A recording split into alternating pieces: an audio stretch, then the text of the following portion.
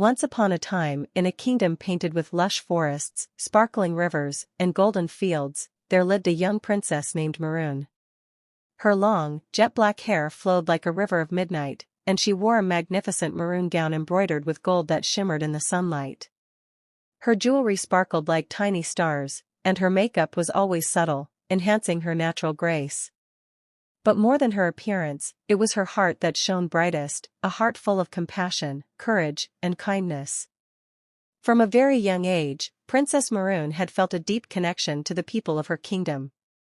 She often wandered through the village disguised in simple clothes, listening to their worries, helping carry heavy baskets, and sometimes just offering a gentle smile to brighten their day.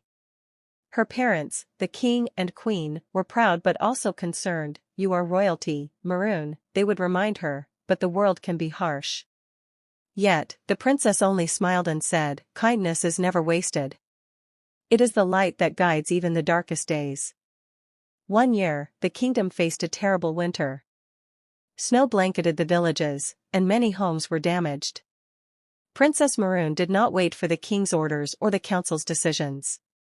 She personally organized warm blankets, food, and medicine, and with a team of loyal helpers, she visited every village herself.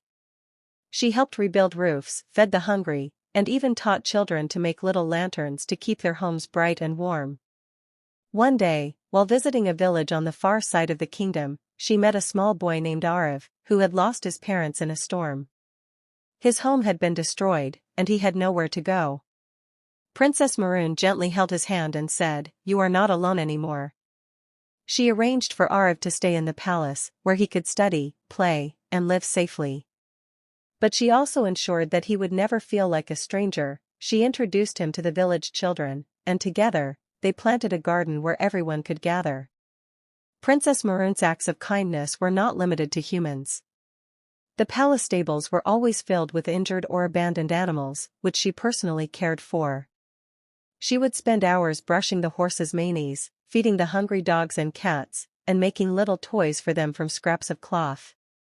Birds often perched on her shoulders as she worked, singing as if thanking her for her care. Her reputation spread far and wide, and people from distant lands would travel to see her. Some came seeking help for their own villages, others came simply to meet the princess whose heart had become the symbol of hope. She welcomed them all with warmth and generosity, never asking for riches or rewards. One fateful day, a mysterious traveler arrived at the palace gates. He was a wise old man, wearing tattered robes, carrying a staff that seemed to glow faintly in the sunlight.